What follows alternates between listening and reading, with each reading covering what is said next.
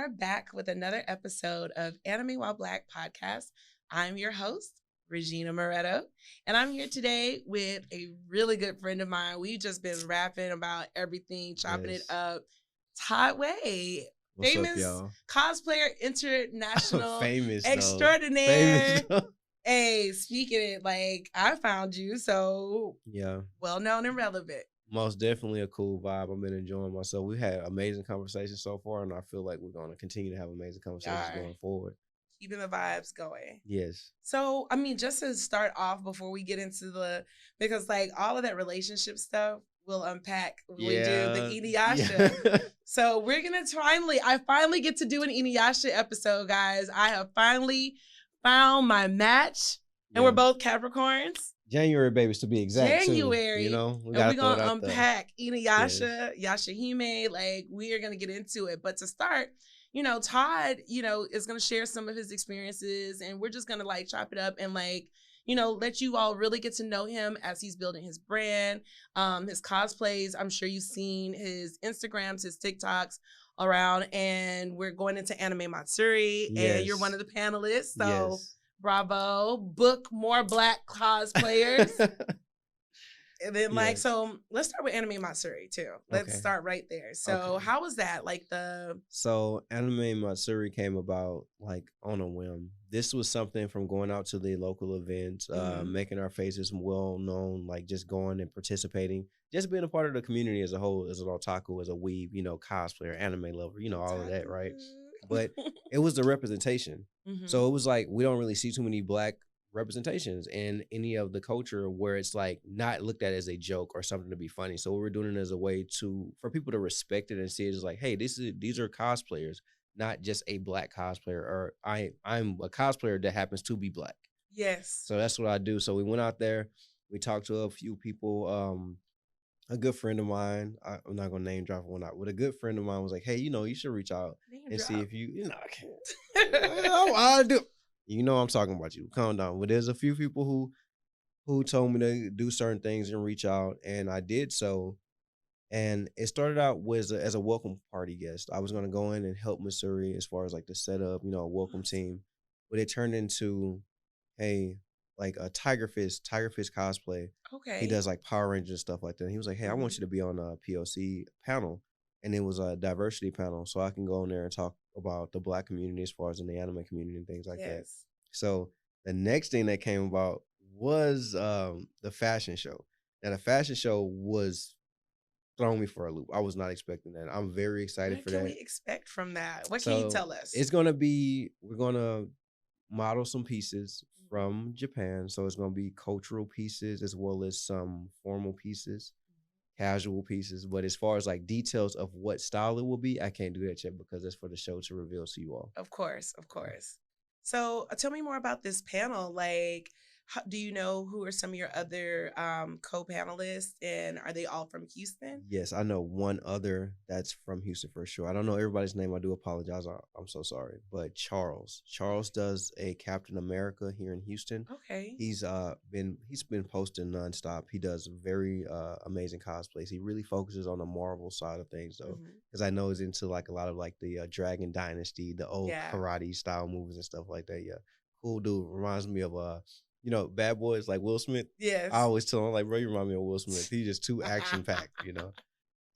Yeah, but as far as the panel goes, we'll be discussing just different things within the community. You know, controversial topics, what's good about the community, and things that we're happy that's changing now. Okay, super dope. So in regards to Anime Matsuri coming up, the dates for that, can you go ahead and tell our viewers the dates? No, the dates, I wish I knew off the top of my head. I will be saying July, I want to say around July 9th through the 12th. It's going to be on a weekend. So it starts Thursday, you all. So it's going to be Thursday, Friday, Saturday, and Sunday. But the primary days are going to be Friday, Saturday, and Sunday in July. Okay, dope. Super dope. So just shifting gears, how did you get into cosplaying? You're not going to believe me. Tell me. All right. I started out doing personal training and fitness content. Right. That led into regular modeling. Like, you know, you just go in shirt off to, you know, just the basics, you know. And I was looking at it and I was like, cool. But as a family man, after a while, I started realizing like, hey, this is something I want to do long term, and this is something that I can sustain long term. And before I knew it, I was online. I came across a cosplayer named Casual Goo Allen. What's up, homie? He was like, "Hey, bro, come out here to this cosplay thing." I looked into it. It was in Galveston Beach, and I did my first official cosplay, which was the Itachi from Naruto. Yes. And ever since then, it was like I fell in love with it. It was something I never. To me, growing up, growing up in a certain community doesn't really accept like the anime community or the cosplay community, like especially cosplay. Now, anime is one thing, you may get away with it, but as far as like dressing up as different characters, I didn't foresee that ever being something that I did openly. And now I'm sitting up here with green hair with green contacts, Right. So it's definitely changing. It's definitely worth it.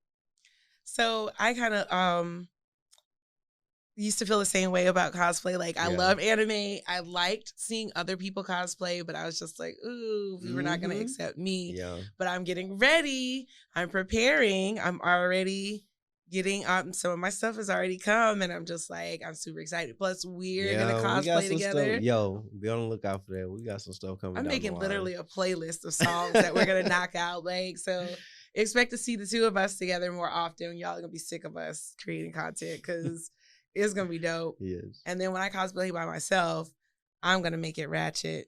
Like, I am. It's going to be like yin yang twins and like, hey, that's all you got to do. It's going to be a whole Louisiana like playlist. And you're just going to be like, oh, well, yeah, I can see how that character embodies that just chaotic energy all day long. That's going to be my niche. We need though, the representation. Because trust me, I didn't use Kevin Gates on a few songs. Hey. I'm like, yo, you gotta do what you gotta do. I felt it, Yeah, and then oh my God, like I really like that about your cosplay. When I saw the it was a reel, and when you use that sound, I was like, yes, very much. So yeah, I'll throw some R&B on there, especially if I'm doing like a Naruto cosplay. For some reason, I know it's crazy, but it's like, when you're cosplaying a character, you embody it as yourself when you're representing the character. Like, is it as when you're any character you choose to be. Like, if I'm Naruto, if I'm Midori, or if any of those characters from any anime, it's like I'm picking a song that I like, but I'm dressed up as this particular character. So a lot of people like resonate with that. I think that's what makes the dynamic, and I'm gonna stop using the word dynamic, but I feel like that's what makes it really cool is what you bring to that character and shifting that character's energy into our culture and our songs and our music. Exactly. Because like on TikTok, when I first got on TikTok and I was watching all the cosplay, I was like, okay, cool. Like all the creators, everybody's cool. And then when I saw Black creators coming into the space, I'm like, yes. But at the same time, we're still using the same kind of top 40 sounds. Yeah. But now this shift, I'm like, y'all about to get city girls. Y'all about to get. That's what I'm loving that part. Yeah. I'm loving that part. It's gonna be I didn't chaotic. think we were going to be able to do it because at first it wasn't out there. Now everybody's starting to see it's like, okay, we can do this and make it us. Yes. So that's the vibe, and we're going to keep that going. And it's back to what we were talking about earlier. Like, we're not asking for space anymore. We're creating space for ourselves. We don't need your table. We're making our own table. Yeah. And we're doing it because we enjoy it for us and for other people like us, not for anybody else. So when someone tries to say, well, that character is not canonically Black, I love I can't remember her name, so I'm sorry. Afro Coco. Yes, I already know you Hinata like, isn't Black. Yeah, I was like, yeah, that's a banger. Like, man, amazing creator, amazing content, amazing cosplays, and I didn't even realize that she was a musician. She actually makes music. She made that song. Yeah, I was like, okay, let's go. Yes. I feel like this is a great space and day and age to be in for creators and for Black creators, because we're taking back ownership of our content. Because a lot of times with me being on the internet, as long as I've been on the internet, it's a time that there's a lot of things that are created by Black people that are, not necessarily appropriated, but taken and given more exposure in other communities while leaving the Black creators in the dust or without the recognition. So now we're recognizing our own selves within our own community. And it's great because it still created a platform, and we are out here working with Funimation and Toonami and Crunchyroll and Netflix, and Yeah, so I'm loving to see that. And that's something that we spoke about earlier today. It's like mhm. getting away from just being like the entertainers in a Yeah, comedic comedy way. It's relief. like Yeah. we're more than just comedy. We can be serious. We can be, we can give you all the roles you want, dramatic, dark, suspenseful. We can be everything other than just comedians. And I feel like as a black man being in the black community, most of us are growing up thinking we got to be funny or athletic. We can be so much more. Yeah, exactly. I love that. So, what other cons have you attended just since you started cosplaying So before outside closed up? literally, it's been the conventions. It's been like the little events nearby, like Hmm. so Weeb Stop events. Anime Series had several little pop ups at Kinokuniya. These are like these little bookstores in Hmm. Katy. Just any event I can get my hands on. I actually hosted my own event here in Houston. Oh, It was called cool. the Purge event, where we had everyone come out and just come in purge attire. It was a Yes. vibe. So we were making everything possible, even a spooky event with some creators from Dallas and whatnot. So there's different things that are keep coming down the line. But as far as like conventions go, I'm still a baby in the game. So I'm just trying to make sure everything rolls. I'm expecting to go to Delta H. DreamCon is definitely going to be a big I'm one. going to DreamCon. So see y'all there. If y'all don't know, DreamCon's the vibe. Yeah. And it's Yes. for good reasons. It's for good Yes. reasons, It is especially. a black con. Exactly. You Put gotta on be by there. black creators. There's a black, and it's exciting to have that that And the space. fact that they from Texas, hey, shout out RDC World, man. Yes. Yes. Yes. One day on my show via Zoom or whatever. These dudes are busy. Yeah, they busy, but they cool. I Hmm. had a friend actually speak with them, and they actually like take the time out. They don't just look over people. So that's one thing Yeah. I can say. And that's what I like about our community too. When I started creating Anime While Black podcast and getting followers and following kind of other creators that had larger platforms, everyone takes the time to give feedback, Mhm. follow back, support, like and share posts. And I was just like, wow, this is a very Yeah. supportive community, extremely supportive as compared to initially that I know, especially as a black woman coming into the anime space, there were a lot of like black women in anime. We call them musties. No, no. They are because they're musty, the musty starter pack, and it's like Naruto. They watch the big three, and that's it. And then so some of my when I start creating my cosplays too, is definitely going to be to engage that audience and be like, because their thing was like, oh, you can't really be into anime. You're just you're buying those shirts at Forever 21, or you don't know the shows that you're Oh watching. yeah, those types. Gatekeepers, or Yeah. where were you guys when we were in middle school and sitting in the back reading our fucking manga and minding Yeah. our business, minding our black ass business. Yeah, not getting caught up in none of that drama. Yes, That's one of the biggest things I feel like people don't understand. Just because you don't fit the stereotype of what a otaku or weeb looks like, or somebody who exactly. enjoys anime in general, does not Exactly. mean you're not into that. I feel like there was like this image put on, like, oh, you got to be like sweaty looking or wear like weird. Yeah. I was You like, got to come be on, the man. outcast. And it's like, mind you, I was an outcast growing up, but now I'm a fucking celebrity stylist. And it's like, Yeah, the two worlds, it's like it's day and night. And I actually do bring anime influences into my styling with my clients and different things that I do. And in particular, one of my clients, I literally had to teach them anime. Like, these are the shows, these are the genres, this is, a lot. yeah. So yeah. Yeah, and And actually, it's gaming. good though. It's Yeah. good, and I'm glad that you're doing that because you're introducing more and more people to the community. Because we don't need no more gatekeepers. Like I get it, the community's growing pretty fast, Mhm. and there's some people saying things that are maybe a little bit out of pocket as far as like Problematic. but give them a chance, let them grow in the community. Because trust me, everybody hasn't been watching it for as long as we have. Exactly. Yeah. Yeah. So what's the Houston anime community like? I'm slowly getting into it. I wanna meet other people. Yeah, Kinda. sorta. I do. I think I want to hang out with other weebs. I like engaging them online, but in person. And it's not like, oh, because we're nerds, because I'm a nerd. I just Yeah, have social anxiety and I'm awkward and I enter new spaces and I'm just like, I so. would say I'm gonna give you just the straight to the point. there's a lot of good people in the community, Yes. but you have to keep your circle your circle. It does not mean don't engage with everybody, but read how people maneuver before you start getting too involved with everybody. Because not everybody's there for the positivity and fun. Not at all. Come on, y'all. Vibes. Yeah. It's supposed to be a safe space for everybody, and y'all up here gatekeeping and clicking up.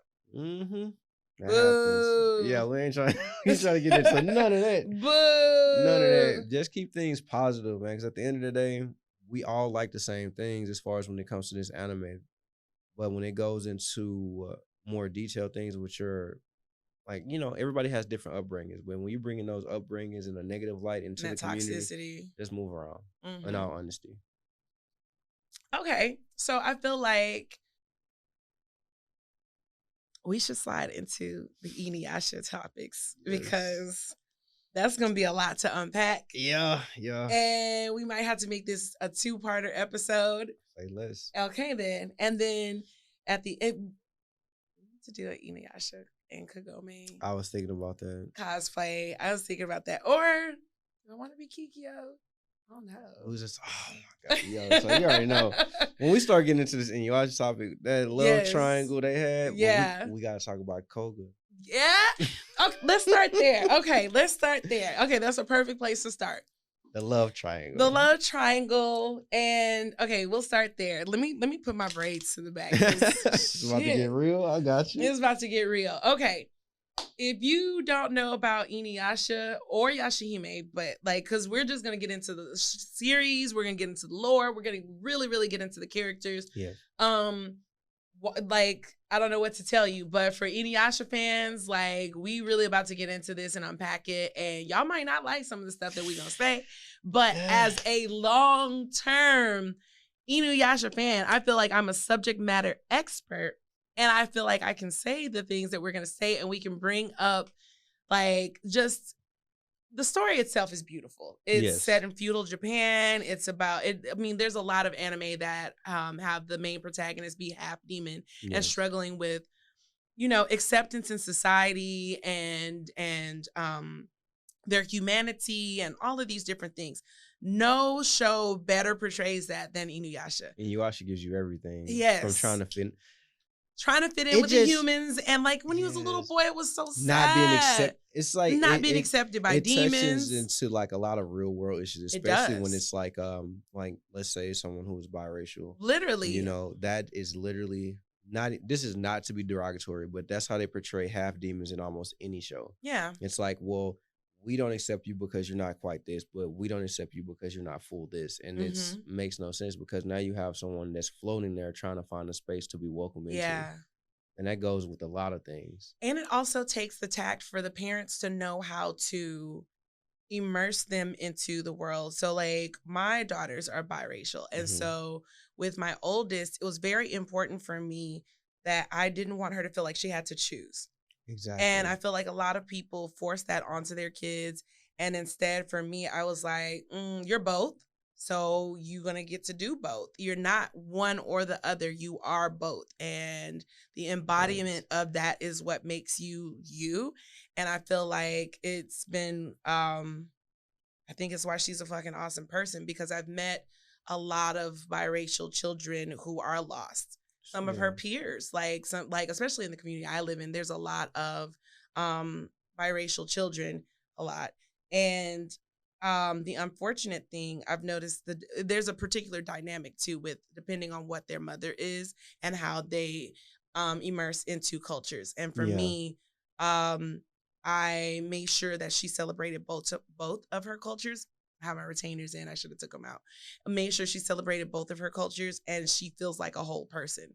And she's always talked about that with me because I'm kind of a curious Capricorn. Do you feel? She's like, yeah, I feel very grounded. I know who I am. And she's like, other people may try to put me in one space or the other, but that's them. Yeah. I know that I am, and my family is cool as shit. So I feel like they never. They give her, typical Southern Black family, they tease her about being yellow and stuff like that, but not in a hateful way, and not you can't sit here or you can't be included. Actually, they kind of thrust more on her, eat this food, try this. We want to really make sure you love your culture. And luckily for her, that her dad is toxic as fuck and problematic. But and he's gonna watch this because he's a lurker and what is that? A stalker. And so, but anyhow, she speaks both languages. Her grandparents love her to death, and so she grew up in both countries with a love for both things. And I feel like that's the only way to do it. Yeah. But with Inuyasha, his mom was kind of raising him, and she was just like, "You're human. Oh, you're human." Yeah. And the humans were like, "Nope, you are not." And the demons were like, yeah. So him growing up with that like inferiority complex, and he's a loner because of that. Yeah. And then with him having the brother with Sesshomaru. Oh my God. There y'all go. Let me not do that voice though either. With Sesshomaru, full demon older brother who just was like, whole life goal was to kill him and take what he has. Yeah. Yeah. Sesshomaru, you included. I'm gonna just say this one time. Y'all are toxic. Y'all are fucking toxic. Everybody who loves Sesshomaru, y'all are just a wee bit toxic. I know I'm toxic because I like Kikyo, but that's another story. I know what's wrong with me. Wouldn't it be interesting if Kikyo and like Sesshomaru got together? I said that. I said that. I'll be shipping them hard. I'll be like, yeah. I feel like they have enough of that strong, aloof energy. It'll just be too much. Though. It would be too much. They just go around killing people. They would be the only people left on Earth, or the only beings left on Earth. It's like, well, it's not worth it anyway. Like, okay, that's a little dark. That's good though. But so unpacking that. So okay, Kagome, and then we'll get into Koga. Kagome, of course, she's a little girl. And I don't like, I love anime, but this aspect, I don't like that because I feel like when I was telling you, and this is just me being real, I feel like I learned in a way, socialized and like in real life, as well as from anime. And as a woman, as a female, they teach us to continue to chase after boys like that. Like, and so she keeps chasing after Inuyasha. And it's like when I was younger and I was watching Inuyasha, I was like, why won't he? Like, she's doing all this. She made him noodles. She's bringing him shit from the future. It's that trying to fix him. Oh, trying to fix him. If I spend enough time, he gonna be a good. He gonna be the same. He gonna be the same. And then so I will build this part up. Kagome is the reincarnation of Kikyo, of Priestess Kikyo. Extremely spiritually powerful priestess that Inuyasha was in love with. And so she supposedly tamed his heart. But then when he betrayed her. Oh, Naraku. Oh, dressed like cosplaying as he was a full suit cosplay. Yeah, but here's the thing. If what she should have known and realized, like, she must have always had in the back of her mind, because she would have, if you really love somebody and you know them, you would know that this can't possibly be Inuyasha doing all this stuff. And that's one of the things Naraku played on, because during this time, doubt. The guy, I can't remember his human name, but Kikyo saved him, nursed him back to health. Yes, because he was a piece of shit when he was human. When he defected from the army, he tried to steal a jewel from her, and that's how he got thrown off the cliff. Because the dude blew it up. He was like, "You sent me over there," and she got a half demon boyfriend. Yeah, and almost lost his life. The guy blew up Naraku's home, his human form, and then he laid there after Kikyo in that little cave while she's feeding him and nursing him, and let the demon spider go into him, and fell in love with her, and then wanted the jewel, and then because of course that's envy. He's just sitting there watching and knowing, and then like Naraku is a piece of shit. Even though they drew him real cute, real life hater. Yeah, he's a real life hater. He got on my freaking nerves. He got on my nerves. But okay, so in her passing, of course, Kagome's the reincarnation, so she has all this spiritual power and stuff like that, doesn't really know it. Gets back in time. Of course, she has, probably that's why she even is attracted to Inuyasha, is that carrying through the ages or whatever. Because that's why he liked her, because he saw Kikyo in her. So, and that's what made that triangle a little bit more toxic. Complicated and toxic. He fell in love with the image of a woman that he once loved. That's the only reason he even spent time with Kagome. It had nothing to do with genuinely caring for her. But men do that though. That's the type factor. Yeah. That's I have my type. You're chasing the same look. You're not chasing a personality. Yeah. Cause like, I mean, I feel like, that's deep, because she really doesn't look like Kikyo. But to him, it's like, this is Kikyo energy, but personality. And that was always what kind of rubbed him, I guess, put him off about her. And the maturity levels, too. Because in the feudal era, a 16, 17-year-old girl is a woman. Yes. And then she's like this priestess that's raised with all these responsibilities, a certain level of maturity. She's responsible for the spiritual sanctity of that whole town. Yes. You know, versus Kagome is like, I'm a little girl in Tokyo. I go to school and guys kind of like me sometimes. Yeah. Which was so funny, because what's the dude's name that liked her? The one that kept bringing her medicine? Yes. I was like, oh, now that's classic simp that right is there. The heaviest level. This man was bringing her flowers, trying to take her on dates, and she kept standing him She curved him every time. And she'd be like, oh, well. Like, to his face. Pulled off on a bike. I was like, God dang, that's a hell of a way to be curved. Like, oh, that's cool. I'm gonna just ride up on my bike. Pedals. Push the kickstand up and just quick. Oh my God. Then it got to a point where he was literally having shit ready for her to take back. I was like, she always sick. This man had the bento boxes full of food. I was like, come on, man, just go home, dude. She gonna give that medicine to her other dude. And the crazy part, she did. Bring food to Inuyasha. I'm like, dang, that's cold blooded, man. His mom done made a nice little healthy box for her. She's like, thanks. That's cool. I'm gonna take this to my dog. This is my God, this is the best commentary ever. So, of course, so she's all in love with Inuyasha and like going through it, because like, as most boys, like, he's just like, he's disrespectful. And then like when it gets to a point where Kikyo is extracted from her and their souls are separated, she's like, Kikyo tried to kill Inuyasha on sight. He's just like, I love you. Remember? Yes. And so he's just holding her. And she's literally in her whole being like, I don't want you. I'm like, my whole reincarnated life purpose is to kill you. Now that I'm back, I'm going to kill you. And then even when she finds out that it's Naraku, she's like, I'm still going to kill you. I swear, that's one bitter of them, as fuck. That's one of the most Scorpio things that energy. pissed me off about Kikyo. Yeah. She literally broke free of that witch's control, the one that reincarnated her. Yeah. And her sister was there. Kaede. Lady Kaede. And she broke free on there, like, burns this witch. Yeah, they burn the witch to beef jerky. Human jerky. She was like, throws her, gets her memory back, and then still tells Inuyasha, like, that's crazy. No, she tried to play him. She tried to play him like, oh, fall in love with me. We gonna both die together then. Why don't we both be dead? Yes, I was like, dang, Kikyo, let the man.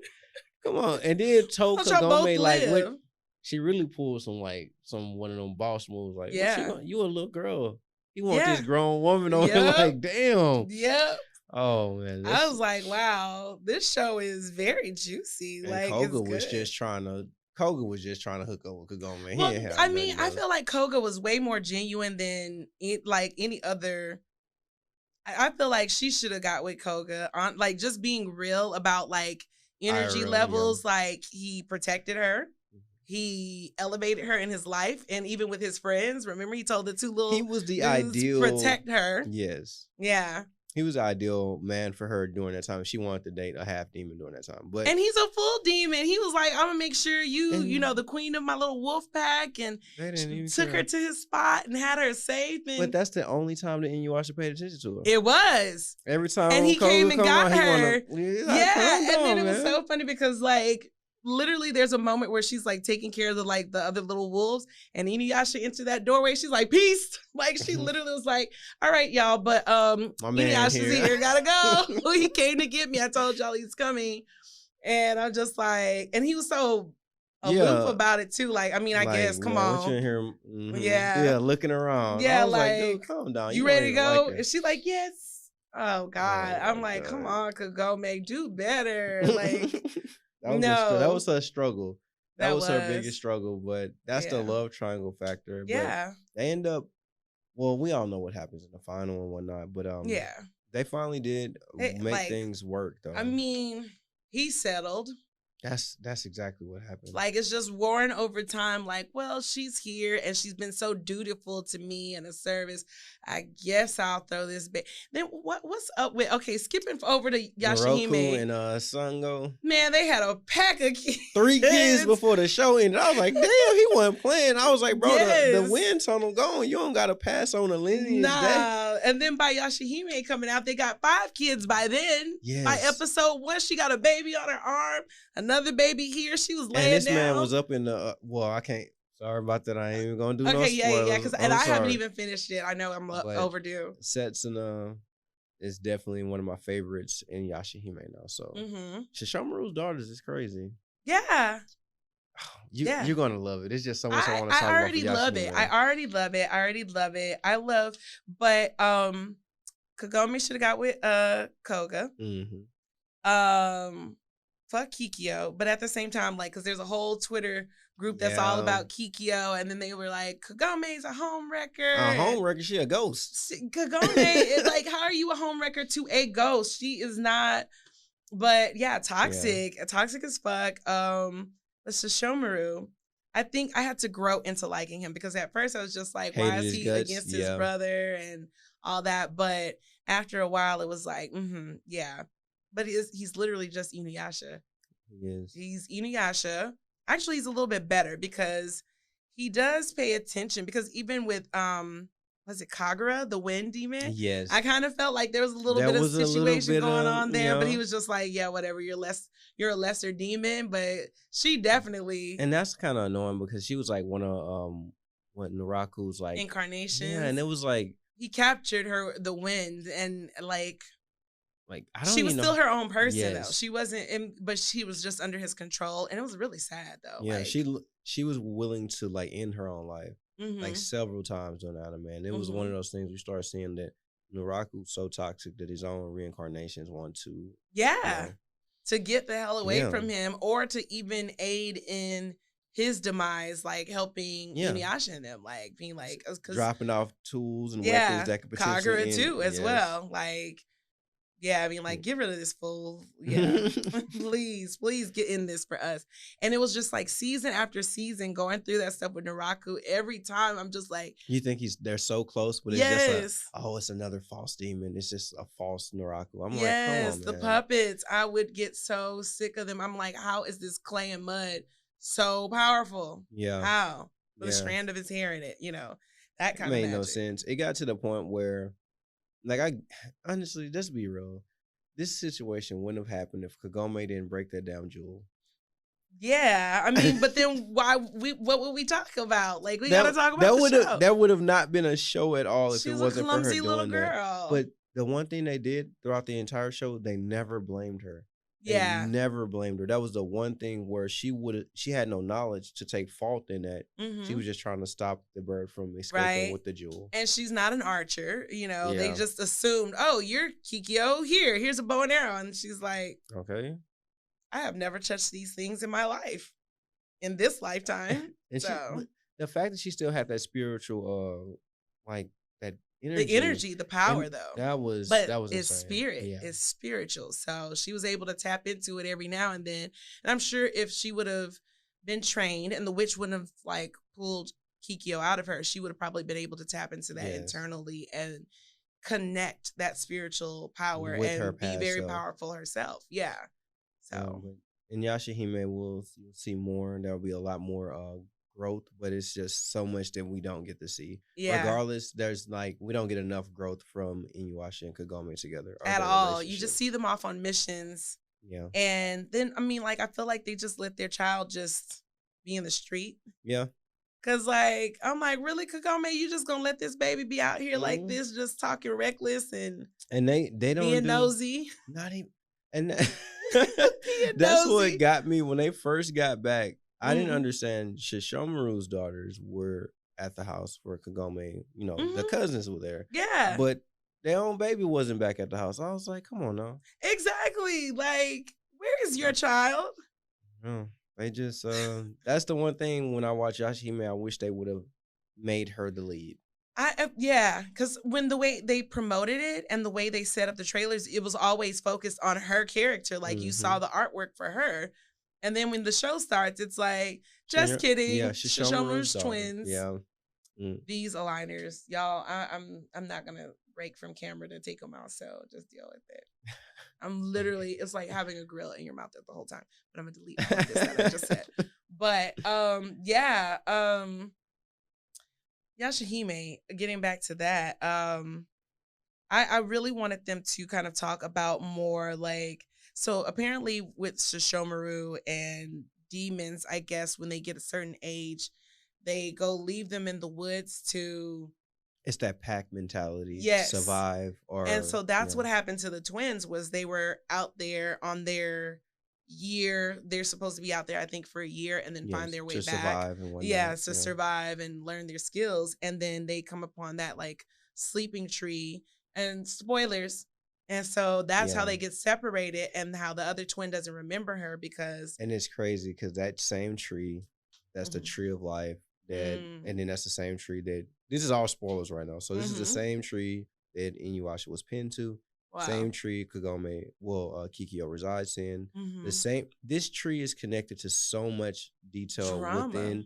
Yes, and it's like a constant time frame where this tree is always going to be there causing problems. Yeah, because it's the not only is it like the tree of life, it's the tree of like time or something like that. Yes, where it connects each time frame. It's like the channel itself, where different time frames. That's why that tree is at Kagome's parents' house. Yeah.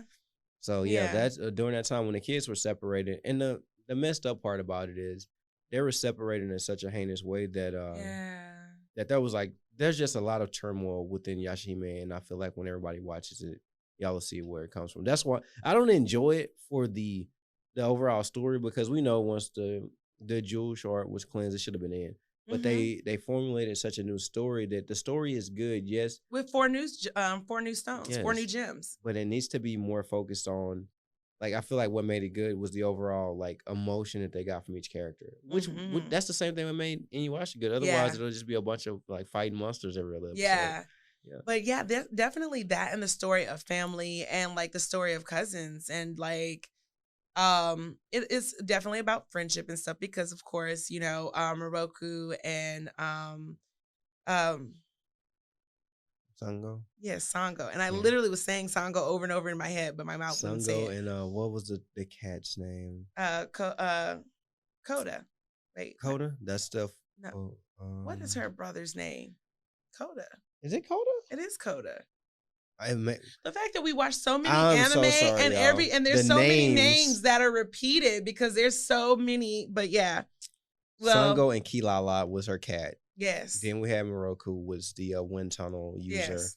R.I.P. Coda. It's Coda. And it is Coda, isn't it? Yeah, that's her brother. So Coda and Koga. You're right. Yeah. I hate that. Yeah. Just I hate that. A letter. Messing with us. But you can't say we don't watch it though. You see we over here going through it. Yes. Yeah. Exactly. That was the even interesting thing, because it's about family and about siblings, because he's helping train her oldest son because remember their whole family was killed. Oh yeah, they were demon slayers. Yeah, they were demon slayers, and the whole tribe, the whole village was killed. Yes, and the brother was then taken, and who manipulated? Naraku. Oh, okay, yes. Naraku, and then he was the one, he put the Chikon jewels, the shards in him, and that's how he was controlling them, by controlling. They were tainted. Koda was the tainted. Yep. Yeah, that's the one, the tainted jewel shards. That was crazy. And then little spoiler, Yashahime, like, obviously the end of Inuyasha, he's back around, but in Yashahime, you just love that character. Don't tell me Naraku is coming back. Oh, he better not. Yeah. It's going to be a whole nother situation, though. This is when we're going to learn. The one thing, this is not really a spoiler, but this is when you start getting way more detail about Shishomaru and Inuyasha's father. Yes. And the turmoils that he went through.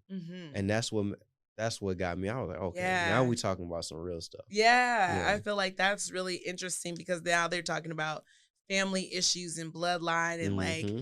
you know, family ancestral beef and why this and that is Yes, it's that part. good. Yes. Yeah. I feel like they explore that so much better. And I'm looking forward to finishing the series. But yeah, it's just, you know, Kagome's a bad mom. She got her kid out there in the streets with looking just no shoes on and just Oh my God! then But Riso, it's this little that baby. she looked like Inuyasha, so she act She just like does. what she looks acts like like him. the human. You remember When he's he human yes on looks the full exactly moon. like. I'm just like, come on, The now. black hair and everything. And then they even gave her the bow is to represent his ears. Yes. You know, and then she's wearing his coat. So the Firefox, yeah. Yes. Yeah, the Firefox jacket. And it's like, or a Foxfire thing. And yeah, I just really would have liked to seen her be more important in the series. Yeah, they really when they started talking about her a lot, it's you just see that she went through it. She went through it, baby. and she shouldn't. And she has both of her parents. She shouldn't have went through it. The thing with the parent situation, because I know they're gonna have the I've seen all of Yashahime. We're going based off of the first few episodes of Yashahime. Mm-hmm. So for those who finished it, yes, okay. So I don't want to spoil it for you. For those who finished it, we understand why she was out there, but at the same time, like she went through stuff she didn't have to. Kikyo's sister is still alive.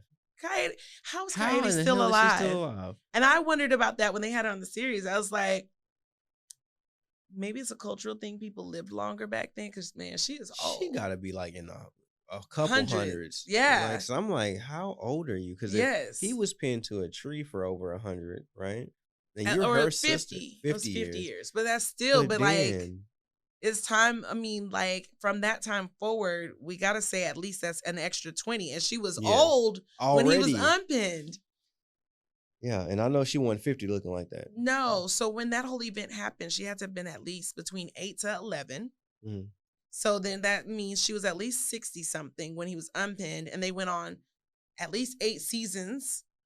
Yes, those some and movies. So that makes her at least at that point 60 by the time it ended. Then the series picks back up with Yashahime.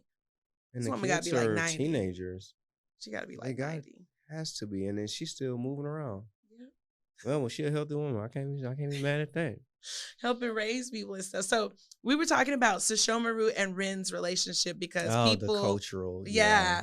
So people tend to be upset about Sesshomaru and Ren because when Ren came into Sesshomaru's life, she was 8. Yeah, she was 8 years old. She was a kid. She was a baby. He didn't like her back then. Y'all, get over it. He did not like her. She was an experiment. She was dead. He had the sword of life. He said, let me see if this works. It works. The Tenseiga, and he walked off. You're right. He brought her back to life with the Tenseiga. Just to see if it worked. And then he walked off. Yeah. And she chose to get up and follow him. And for the first couple of moments, he was just like, whatever. And then Jockin was like, hey, come on, like, there's a little baby following us. like we need to, do something. And he's like, eh. And the thing is, he could have flew off, right? But he chose to walk. Because he's an asshole. Exactly. And that's when y'all love that man. That's what I'm saying. Now, hear me out. This man could have flew off, ended it right there. He walked and had that baby falling over rocks, cutting her feet up. She was. Poor little Ren followed Sesshomaru through everything. There are times when he did fly off. And she'd be like, but Jockin would have to. Jockin would have the little dragon things, and because she knows their names, she named them too. The one that Un and An or something like that. And they would turn into like the little floaties, like I can't remember his name. And they liked her. Everybody. So she was like, and I remember when Sesshomaru was like, I think that's when he was like, okay, I'm responsible for this tiny human. So not only that, the fact that he hates all humans, especially hates his little brother. Yeah. And then now he's got a tiny human following him. It's like the universe is wild. Like the writers were wild. They're like, here's a tiny human that you are now responsible for. And you hate humans. I'll take care of this human. A tiny one. But like we spoke upon He's a full-blood demon. He's been living for many, many years at this point. So her lifespan is nothing more than like a speck. And which is why he didn't care. But his dad did that. We know his dad gave him the sort of life on purpose because he wanted him to learn to love humans the way he did. Yes. And he wanted him to have that understanding of humans versus he gave Inuyasha Tetsaiga so that he could defend life and so that he could be stronger because he was like, okay, he's gonna be a little weak as a half demon, so let me give him an advantage.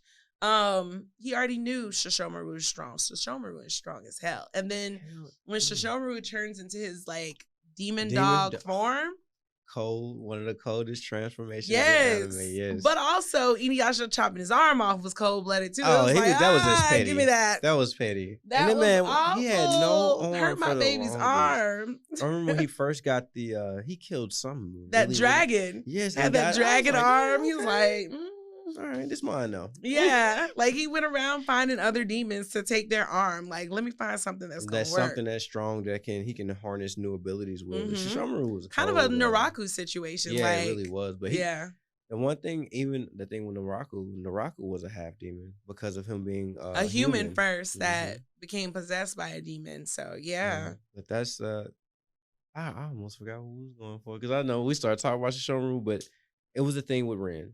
Yes. So the thing that I know a lot of us see, like I saw it in that first, and like growing up in America, we understand like there's a different standard, a different acceptance. But the culture over there, a child is, by the time you're a certain age, like maybe like a teenage, like a preteen, you already have a full-time job. You already probably finished the school, and you've already started a family. Especially for feudal era Japan. Let me pull out my anthropology classes, but a lot of other cultures were like that. Like children had had much more responsibility and had more prominent roles in society at a younger age than we do in Western American culture. And so at that age, because like even if you look at Demon Slayer Kimetsu no Yaiba, like with Tanjiro. He has a very, very serious, Tanjiro. But he's responsible for his whole family at that point as the oldest son. And I think we meet him when he's 12. 12. Like he's out there taking care of the family. And we know he's been taking care of the family. We don't know exactly when the dad died, but we know he's been doing that for a while. For a long time, let's just say maybe 10 years old. Because like when they flash back, he's got a more baby face. And he's literally out there collecting firewood. He's and coal, going down the mountain and selling and this like is something the business. He does regularly. Like with no regard, like I'm the man of the family now. Like I'm the head of the family. I'm the provider. I'm my mom's comfort and shelter and all those things. So then when we look at with Ren also too, we have to look at in that culture, the marrying age, we're not justifying it. We're just exploring and talking about it. The marrying age usually around that time was between 14 to 17 anyway. And so I feel like what I like about Sesshomaru is when she was a child, he respected her as a child. He was more like a big brother figure. Like, I'm going to be responsible for you. Now that I actually care about you, the one and only human I care about, I'm going to make sure you're good. And then when it got to the point of like, we know she loved him, but especially as a child, she didn't love him romantically. This is like the person who like saved her. Look up to, like, almost like a father figure. A big brother. Because when they do the flashbacks in Inuyasha of Ren's life, her life was terrible before she got killed. Terrible. She was probably the victim of sexual abuse. She was probably, like they sold children. But nobody wants to talk about those dark things that you obviously see. She had a horrible life. Like they showed flashbacks of people just beating her up, and that's what that honestly reminds. And I hate to say it, but for my Naruto fans, I'm sorry. But that if you think about Kushina, Naruto's mom, they were selling her body over to be utilized as a carriage for Nine-Tailed Beast because of her bloodline. But understand, like Karen, she was also Corinne. She was also an Uzumaki. They were using her body, but they didn't depict it in a way like, oh, they were just using her to gain recovery. They were using her body anime gets a little deeper than what we see on the surface. Let's throwing that out there. Yeah, because if we even look back at Samurai Champloo, there was a episode where what's her name gets kidnapped. And she's sold to not a geisha house, but a brothel. Yes. And so when she's talking to the other girl that's in there, like there's the girl that was like, well, my family sold me. And then the other girl whose husband sold her. Yeah. The husband was in debt and was like, I'm going to sell you to pay off my debt. Like women didn't have personal autonomy in certain spaces culturally for a lot of ancient peoples. So Ren is looking at Sesshomaru like, after this horrible life with humans, I'd much rather follow this demon across the world. And you can't blame her. And she was afraid of humans for a little while too, until, you know, like she kind of was like, oh, okay, Kagome is a good human. Yeah. So I'll be okay with that. But I like that even from reading the manga, but then I'm sure they kind of cut to in the show. Ren, the way it goes in the manga is basically when Ren kind of becomes of age and she's like, I love you. And so Shomaru's like, I raised you. Let me drop you off with the humans and let you grow up some more with humans.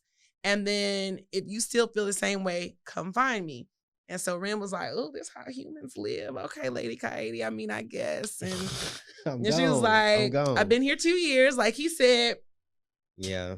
See what that Sesshomaru do. I'm done. At least I didn't say what I was gonna say. Oh my God. I knew she was going for it. But she didn't see what it does because, I mean, she had the twins. It did, all right. So. She got babies up out of there. That's crazy.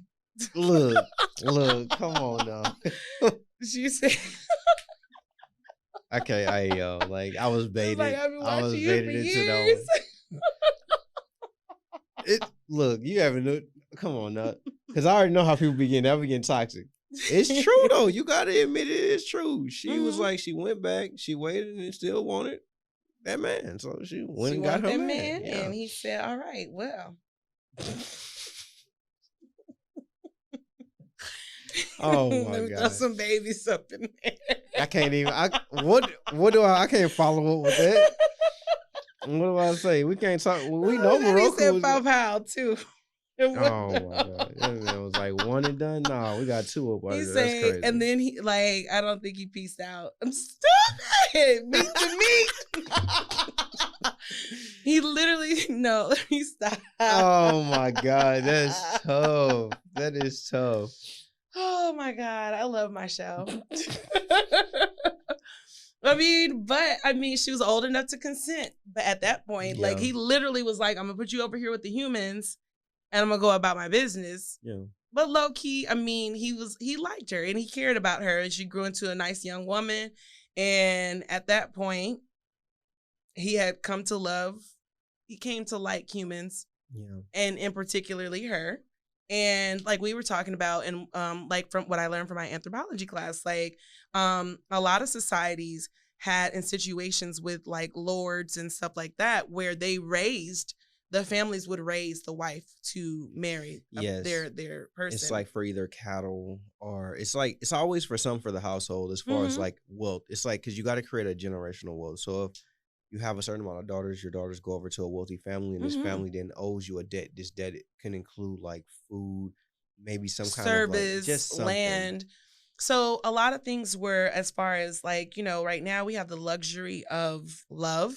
But in early societies, they didn't. Like, it was literally about strategic alliances between families. Like, strong, empowered families would marry other families.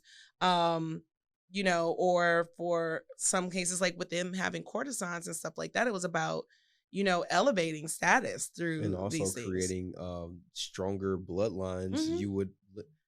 That's one of the things. Family.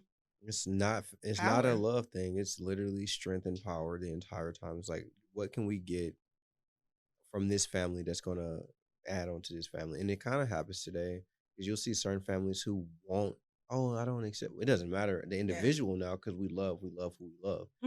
But as an individual, that's your choice. But in a family take at some time, it's not taken by the entire family the same way. It's like, oh, why would you do that to the family? And Yeah. that's a big disconnect that we have with a lot of families today. And especially too, because when they do it, it's kind of dumb with the family's ambitions now. It's like, oh, well, they want you to marry somebody of your same status or something like that, but they're not looking at it from the standpoint of empire building per se. Yes. Like, and like me and I, like we were talking about games and stuff like that. I'm very empire minded in my mind, so I can rationalize and understand that and I love history. And when I look at it, it makes sense to me. Like, look at the empires that were built off of that, and then look at chess. And chess, the most powerful piece is the queen.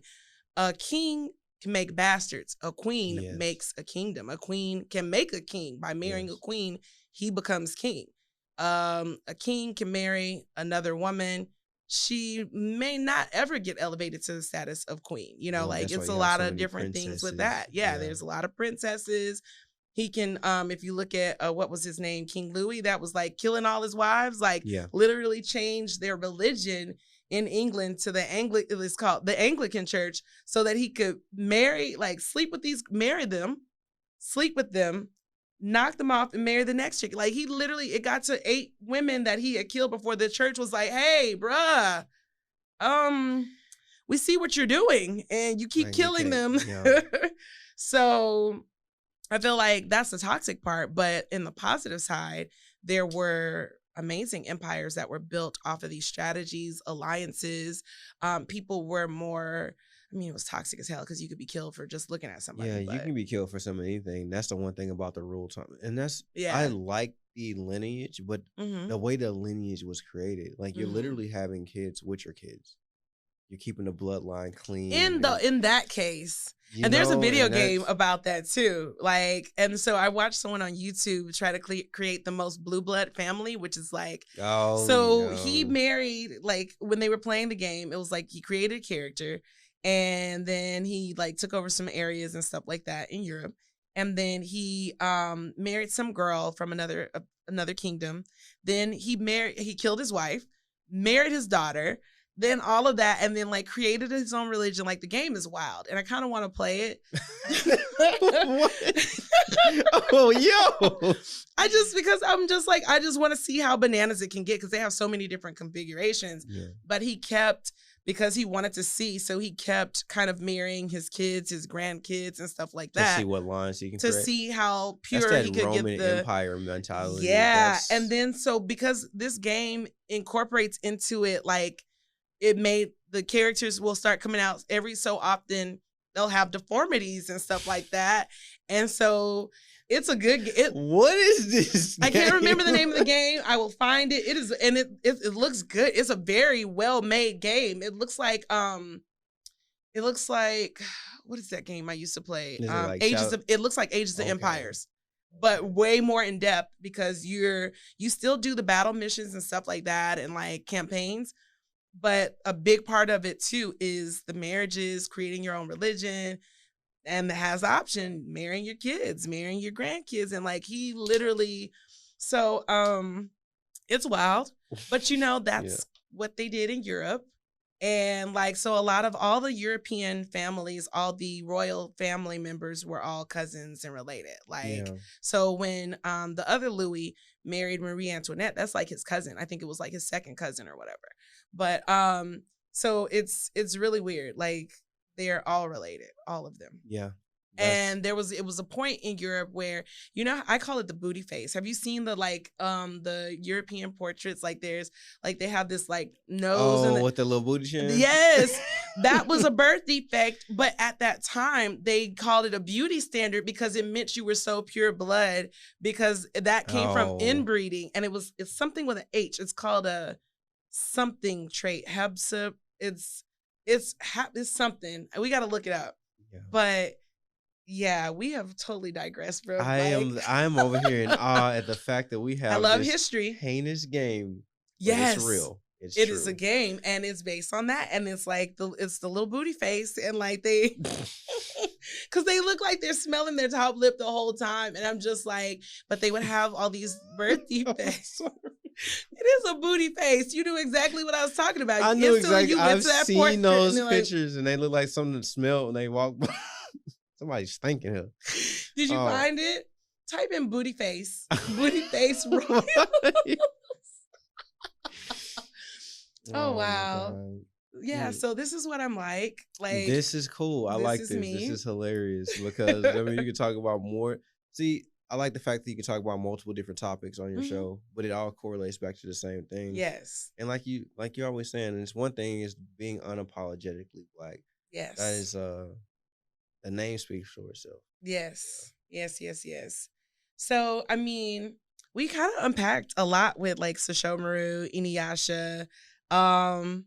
There's some more characters we need to talk about and everything, but we will like chop it up on another episode. Got you. So if you guys noticed, and then we're gonna wrap it up, he came in as Deku today.